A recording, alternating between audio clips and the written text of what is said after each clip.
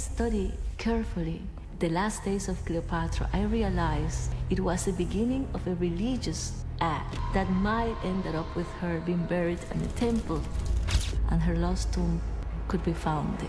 Egypt, a land filled with ancient treasures and hidden secrets, has one ruler who remains a mystery: Cleopatra.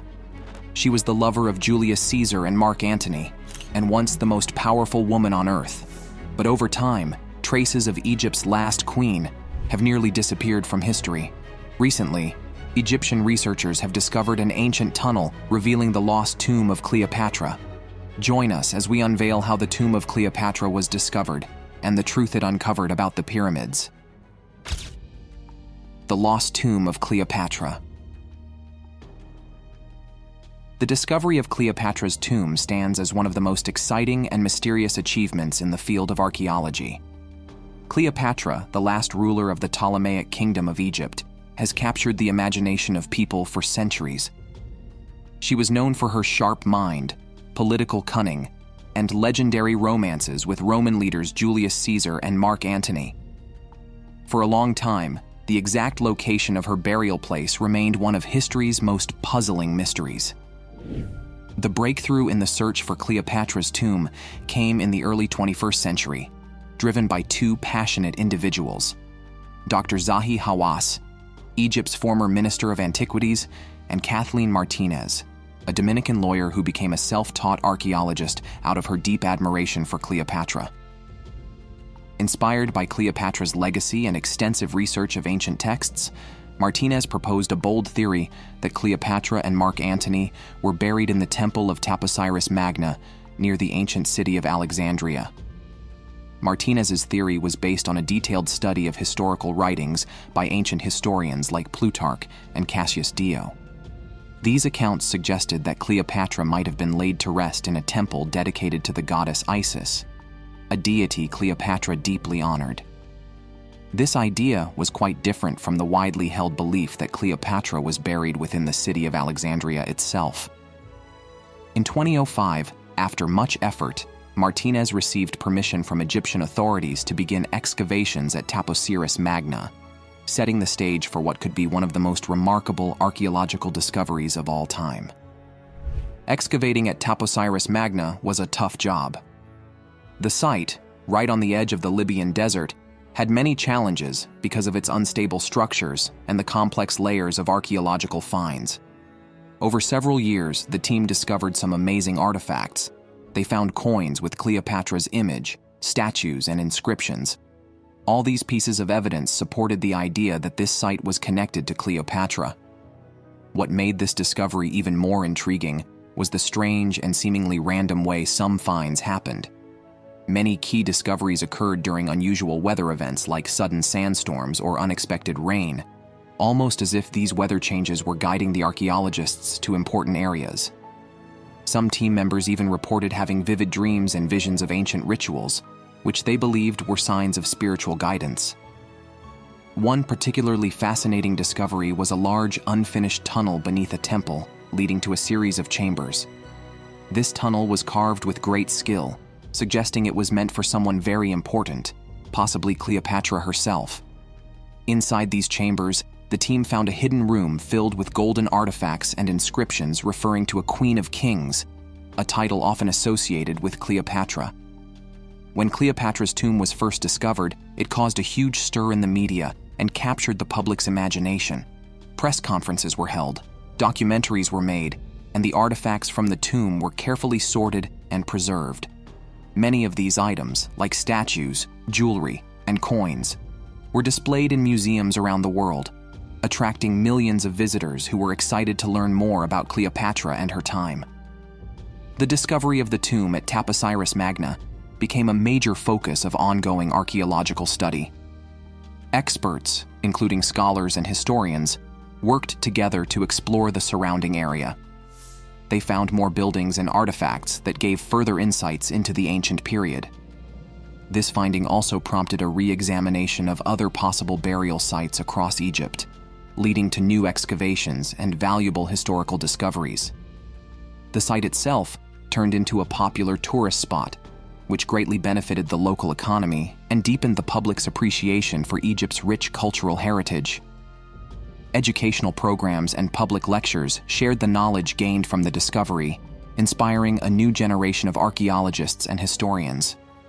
Cleopatra's tomb is a treasure collection of unique and intriguing details about her life and rule. One of the most striking things about Cleopatra was her skill with languages. She spoke many, including Egyptian, Greek, Latin, and maybe even more. This made it easy for her to talk to different people and leaders from various cultures. Her ability to speak so many languages was a huge advantage in her diplomatic efforts and helped her keep strong political alliances. Cleopatra's reign was a fascinating mix of Egyptian and Greek cultures. She took on Egyptian traditions and religious practices, even presenting herself as the goddess Isis reincarnated.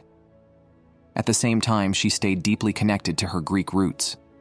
This blend of cultures was visible in the art, buildings, and religious ceremonies of her time, creating a rich and lively cultural scene. The tomb at Taposiris Magna, which is thought to be Cleopatra's final resting place, shows off her vision for architecture. The tomb includes detailed carvings, hidden rooms, and complex tunnels, showcasing the advanced engineering and architectural skills of that era. The design of the tomb reflects the grandeur and sophistication Cleopatra likely imagined for her eternal home. The objects found in Cleopatra's tomb are full of meaning. They include golden jewelry, statues, and inscriptions that highlight her royal status, religious beliefs, and political ambitions. These items give us a peek into her life, her reign, and her wish to be remembered as a divine ruler. The symbols and writings on these artifacts reveal how Cleopatra saw herself and how she wanted future generations to view her. The discovery of hidden rooms and tunnels within the tomb shows that Cleopatra went to great lengths to protect her final resting place. These secret features suggest that she had a sophisticated understanding of architecture and a deep respect for the afterlife.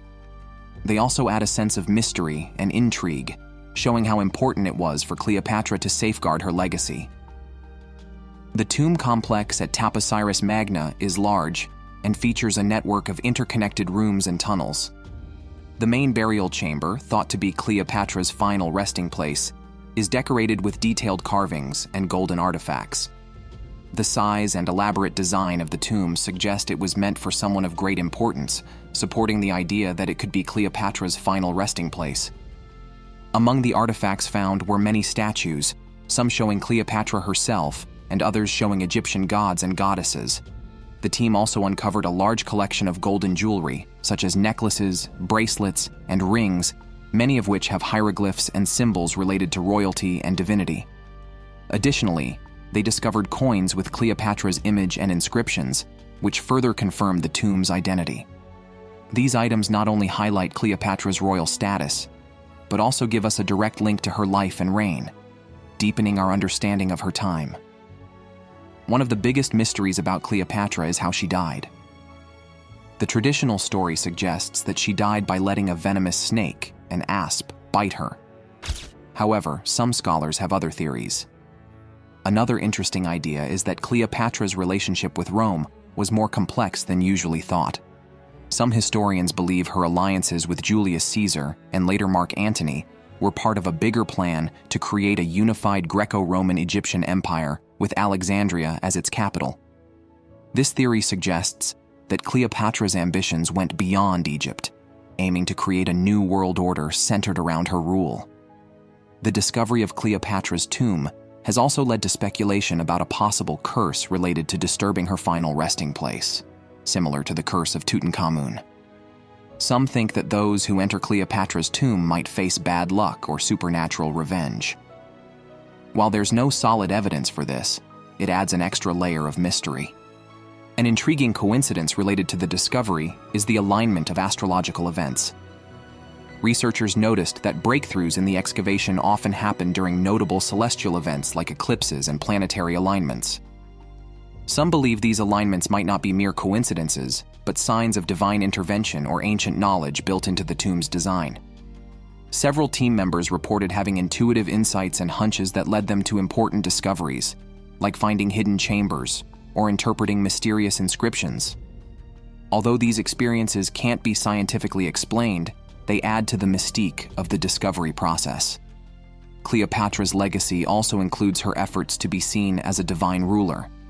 She was closely linked to the goddess Isis and often portrayed herself as her earthly embodiment. This connection was part of her strategy to legitimize her rule and strengthen her bond with the Egyptian people. The artifacts found in her tomb, including statues and inscriptions showing her as Isis, highlight this aspect of her reign. Next, let's unveil the mystery of one of Egypt's historical temples. Taposiris Magna. Taposiris Magna was a city built by Pharaoh Ptolemy II Philadelphus, sometime between 280 and 270 BC. Its name means Great Tomb of Osiris, referring to a significant Egyptian temple in the city. According to the historian Plutarch, this temple was linked to the god Osiris, one of Egypt's most important deities. After Alexander the Great conquered Egypt in 332 BC and founded the city of Alexandria, Taposiris Magna became a major site for the religious festival of Khoiak, which celebrated the death and resurrection of Osiris. During this time, Egypt was under the rule of the Ptolemaic kingdom, a dynasty that began after Alexander's conquests and was the last to rule Egypt before it became part of the Roman Empire. This period, known as the Hellenistic period, lasted until Cleopatra VII, the last pharaoh, died in 30 BC. In 1798, Napoleon Bonaparte arrived in Egypt with his army, and French scientists who accompanied him began studying the architecture of Taposiris Magna. Their findings were later published in a famous work called the Description de l'Égypte. In the 20th century, Italian archaeologist Evaristo Breccia led new excavations of the site. Some believe that Alexander the Great himself may have visited Taposiris Magna on his way to the Siwa Oasis, suggesting the city was already established during his time.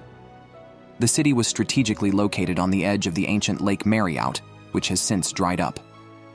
Because of its position near a harbor, Taposiris Magna might have been an important trading hub between Egypt and Libya. Traders could use the lake for transport and then continue their journey by land. The region was also known for producing high-quality wine that was famous across the ancient world, although not everyone agreed on the city's exact role in trade.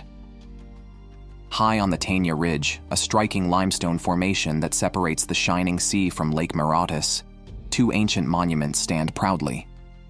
These old structures, partly fixed up in the 1930s, tell stories of a past time. One of these monuments is a tall structure that has played an important role in recreating the famous Lighthouse of Alexandria. The other is the remains of a temple dedicated to the god Osiris, believed by some to be the final resting place of the legendary Cleopatra. In a detailed study of the tower, completed by 1974, experts found that the Tower of Abusir was not, as once thought, a lighthouse or even a watchtower. Instead, it was likely a memorial, built during the Ptolemaic era after the Pharos lighthouse was made. Nearby, remains of both private and public buildings have been dug up, including water tanks and churches. The burial ground here shows the different burial practices of the ancient world, featuring everything from stone coffins and pyramids to columns and decorative pillars. This ancient settlement thrived from the 2nd century BC to the 7th century AD. In 2022, a surprising discovery was made beneath this ancient Egyptian temple, a tunnel lying 20 meters underground. This tunnel, measuring 2 meters in height and stretching 1,305 meters in length, once carried water to thousands of people. It is an exact copy of the famous Tunnel of Eupalinos in Greece, which served a similar purpose. Archaeologists have been carefully digging at this site since 1998. In 2010, they found a huge granite statue of a Ptolemaic king, though the statue is missing its head. They also found the original entrance to the Temple of Osiris, decorated with limestone foundation stones.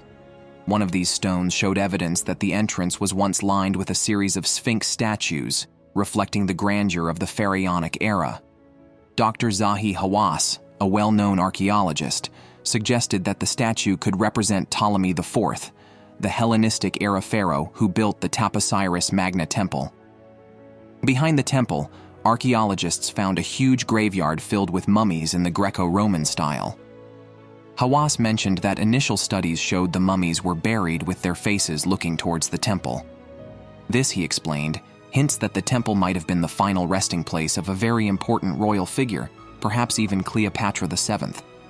The adventure began in 2022 when a Dominican lawyer named Kathleen Martinez funded and led an expedition on her own. So far, she and her team have discovered 27 tombs. 20 of these tombs are shaped like vaulted sarcophagi and are partly underground and partly above ground. The other 7 tombs have staircases that lead to simpler burial chambers. Inside these tombs, they found 10 mummies, 2 of which were covered in gold.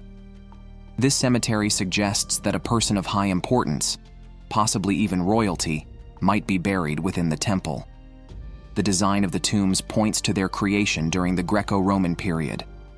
Martinez revealed that the team has uncovered a temple at Taposiris Magna, dedicated to the goddess Isis, and they have discovered coins with the face of Alexander the Great. They also found several deep shafts inside the temple. 3 of these appear to have been used for burials. It's possible that these shafts were the final resting places of important figures. The team leaders speculate that Cleopatra and Mark Antony might be buried in one of these shafts. Martinez mentioned that they also found a striking head of Cleopatra and 22 coins with her image. These artifacts show her as a great beauty, which contradicts a claim by an English museum curator that she was not attractive. The items from Taposiris display her beauty. Additionally, the sculpted head of Cleopatra does not show any features suggesting sub-Saharan ancestry, challenging another theory.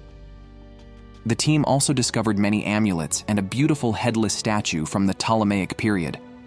Among the most intriguing finds is a unique mask of a man with a cleft chin, resembling known portraits of Mark Antony. In 2002, a radar survey was conducted at the ancient temple of Taposiris Magna, located west of Alexandria, Egypt. This survey was part of a quest to find the tomb of Cleopatra and Mark Antony. The excavation of the temple and its surroundings was led by Zahi Hawass, who was the Secretary General of the Supreme Council of Antiquities (SCA) at the time, and Kathleen Martinez, a scholar from the Dominican Republic. By 2012, it was discovered that the ruins had been damaged during the Second Battle of El Alamein. The excavation team uncovered several unexploded bombs and the remains of Italian and New Zealand soldiers within the temple's tunnels. Excavation work was paused in 2013, but Martinez later received permission to resume her research at the site. In October 2015, a documentary titled Cleopatra's Lost Tomb, aired on Channel 4 in the UK, featured Martinez expressing her belief that they were close to finding Cleopatra's tomb. She pointed to a specific area where 2 potential tombs had been found deep underground. There was hope that exploration of these tombs would begin with the opening of the digging season in 2016. On June 21, 2020, the Science Channel released a 2-hour documentary called Cleopatra, Sex, Lies, and Secrets, which showcased recent findings from the site. In January 2021, researchers led by Kathleen Martinez announced the discovery of ancient tombs that were about 2,000 years old. These tombs, from the Greek and Roman periods, contained golden tongues, which were believed to help speak to the deity Osiris in the afterlife. Among the discoveries were gold leaf amulets shaped like tongues, and mummies decorated in various ways. One wore a crown adorned with the horns of the goddess Hathor and the cobra snake, symbolizing the deity Wadjet, while another had a gilded necklace. In 2022, a significant find was reported: a 1,305-meter-long water transport tunnel from the Ptolemaic era, located 20 meters below the ground. Now, let's unravel what led to the demise of the last queen of Egypt. Now it's time for today's subscriber pick. Deep beneath the busy streets of Egypt, a team of archaeologists found a hidden ancient tunnel revealing the lost tomb of Cleopatra. The tunnel, closed for thousands of years, was covered with detailed hieroglyphs glowing faintly in the low light. As they moved forward, their torches showed a huge stone door with Cleopatra's royal seal. Holding their breath, they pushed it open. Inside, the air was filled with the smell of old incense. The room was lit with a golden glow from a beam of sunlight coming through a crack in the ceiling. The walls were covered with beautiful paintings showing Cleopatra in all her glory, surrounded by gods and mythical creatures.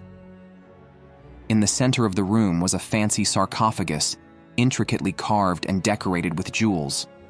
When the sarcophagus was opened, it revealed not only Cleopatra's mummified body, but also a treasure of priceless items, gold jewelry, silk robes, and scrolls that shared secrets of her reign.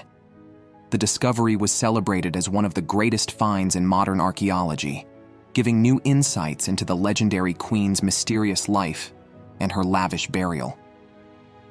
What do you think this discovery reveals about Cleopatra's true legacy? Let us know your answer in the comments section. Death of Cleopatra. Cleopatra, the seventh, the last queen of ancient Egypt's Ptolemaic dynasty, died between August 10th and 12th in 30 BC in Alexandria at the age of 39.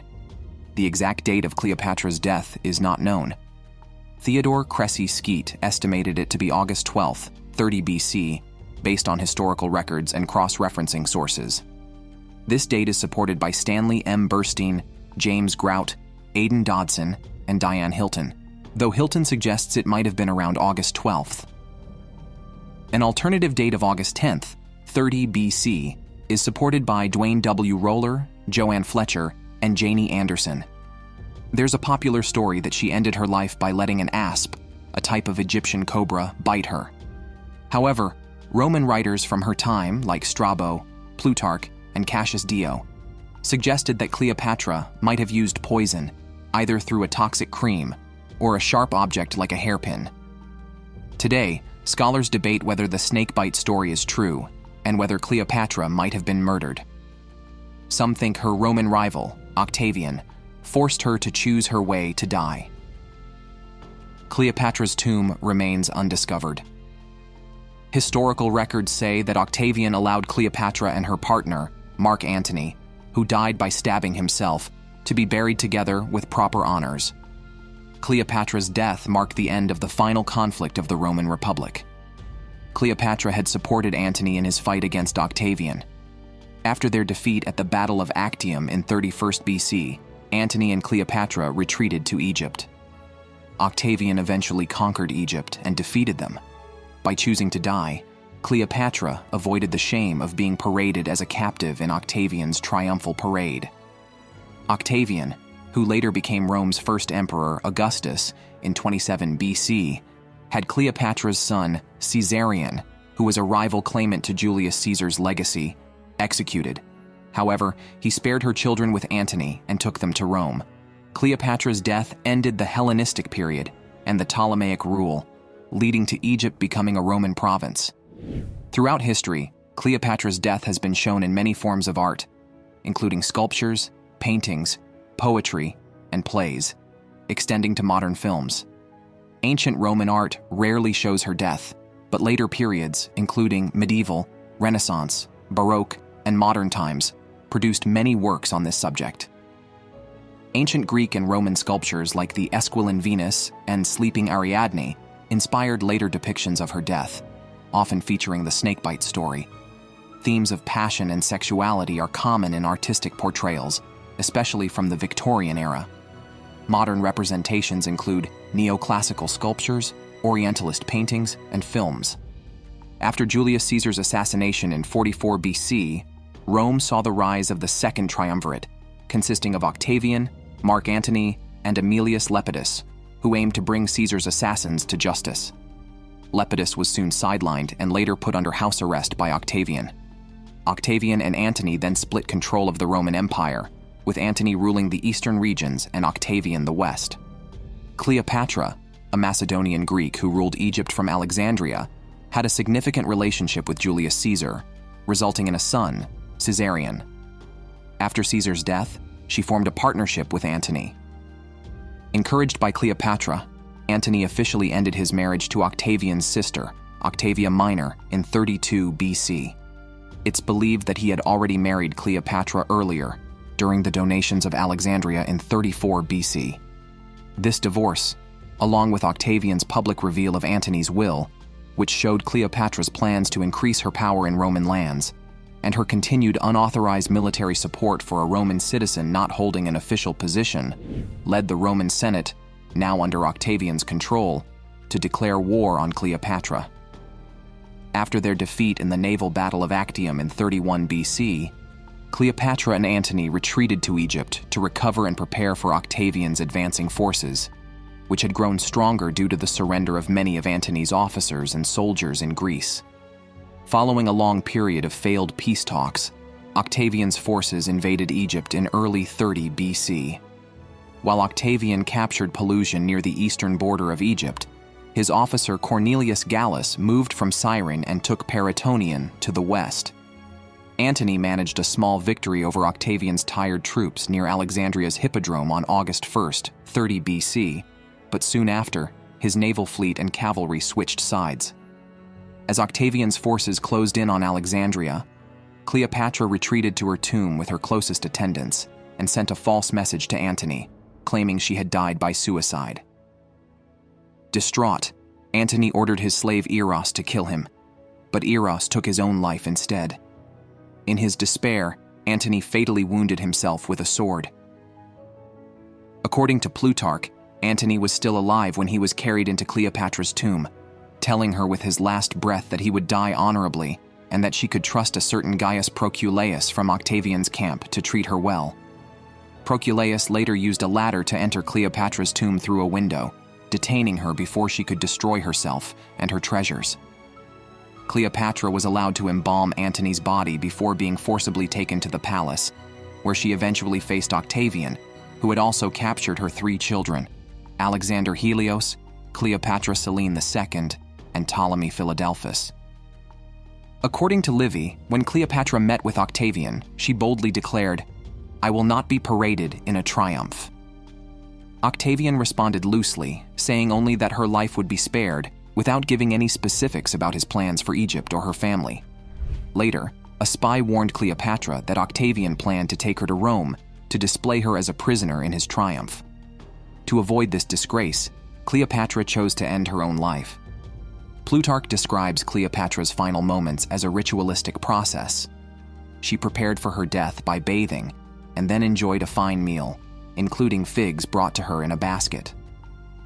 Octavian had instructed his freedman Epaphroditus to keep a close watch on Cleopatra to prevent her from committing suicide. Despite this, Cleopatra and her attendants managed to deceive him and carry out their plan. When Octavian received a note from Cleopatra requesting to be buried next to Antony, he sent messengers to her immediately. However, they arrived too late to prevent her death. Plutarch recounts that Cleopatra was found with her handmaiden Iris dying at her feet and Charmian adjusting Cleopatra's crown before she too passed away. It remains uncertain whether their deaths occurred inside Cleopatra's palace or in her tomb. Cassius Dio reports that Octavian even called upon snake charmers from the Scilly tribe of ancient Libya to attempt to revive Cleopatra by extracting venom, but their efforts were unsuccessful. Although Octavian was frustrated by the events, feeling he was deprived of a full victory, he honored Cleopatra's request by having her buried alongside Antony and provided proper burials for Iris and Charmian. Cleopatra's physician, Olympos, did not specify the cause of her death or mention an aspi bite or an Egyptian cobra. Strabo, who provides the earliest account, believed Cleopatra might have committed suicide either by snakebite or poisonous ointment. Plutarch mentions the story of the asp being smuggled to her in a fig basket, but also considers other methods, such as using a sharp object like a hairpin to introduce poison. Cassius Dio notes small puncture wounds on Cleopatra's arm, but also acknowledges the uncertainty about the exact cause of death. Dio mentions the ASP theory and the use of a needle, supporting Plutarch's account. Other historians like Florus and Velleius Paterculus support the ASP bite theory, while the Roman physician Galen describes Cleopatra biting her arm to introduce poison. Suetonius also recounts the ASP story, but doubts its accuracy. The exact cause of Cleopatra's death has been debated among scholars for a long time. Thomas Brown, a writer in the 7th century, noted in his book Pseudodoxia Epidemica that it was unclear how Cleopatra had died. He mentioned that art showing small snakes biting her did not correctly represent the large size of the land asp that was supposedly involved. In 1717, Giovanni Battista Morgagni, an anatomist, had a series of letters with Giovanni Maria Lancisi, a papal doctor, discussing Cleopatra's death. Morgagni suggested that Cleopatra likely died from a snake bite, whereas Lancisi proposed that she might have ingested poison.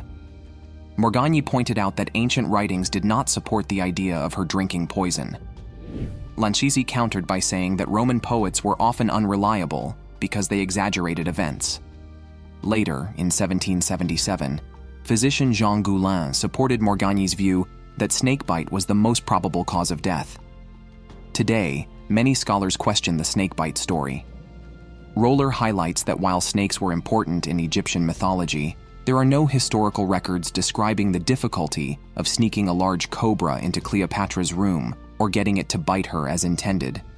He also notes that snake venom is only deadly if injected into a crucial part of the body. Wilhelm Spiegelberg, an Egyptologist, argued that choosing a snakebite for suicide would align with Cleopatra's royal status, symbolizing the uraeus, the sacred serpent of the sun god Ra. Robert A. Gerval, a classics professor, pointed out that a similar death method was used by Demetrios of Phaleron, a non-royal, suggesting it was not unique to Egyptian royalty. Gerval also explained that the venom from an Egyptian cobra is very strong, but death wouldn't be instant. Victims usually survive for hours. François Pieter Rétif and Louise Cilliers argue that a large snake would not fit into a basket of figs, making poisoning a more plausible explanation for the quick deaths of Cleopatra and her handmaidens. They also mention other historical figures who used similar poisoning methods. Gregory Tsoukalos and Marcos Skansos suggest that Cleopatra might have been poisoned on Octavian's orders. Criminal profiler Pat Brown argues that Cleopatra was murdered and that the Romans covered it up. However, most ancient sources say she committed suicide. Historian Patricia Southern thinks Octavian might have let Cleopatra choose her death to avoid the sympathy that her sister Arsinoe IV received when she was paraded in chains, but spared. Octavian may have preferred her to die by her hand to avoid the political fallout from killing a queen whose statue was honored by his adoptive father. An alternative theory proposed in 1888 by Ambroise Viaud Grand Marais suggests that Cleopatra died from carbon monoxide poisoning.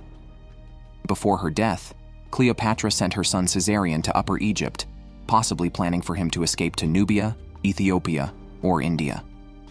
Caesarion, who had ruled as Ptolemy XV for just 18 days, was captured and killed on August 29, 30 BC, on Octavian's orders. This decision was based on advice from the Greek philosopher Arius Didymus, who believed that two rival heirs to Julius Caesar could not coexist. The deaths of Cleopatra and Caesar marked the end of the Ptolemaic dynasty and the Hellenistic era, which had begun with Alexander the Great. Egypt then became a province of the Roman Empire, with Octavian, later known as Augustus, becoming the first Roman emperor in 27 BC. Roller asserts that Caesarion's short reign was largely a fictional creation by historians like Clement of Alexandria to fill the gap between Cleopatra's death and Egypt's annexation by Octavian. Antony and Cleopatra's 3 children were spared and sent to Rome. Their daughter Cleopatra, Selina II, later married Juba II of Mauritania. What are your thoughts on the astonishing discovery of Cleopatra's lost tomb by Egyptian scientists? Share your thoughts with us in the comments section.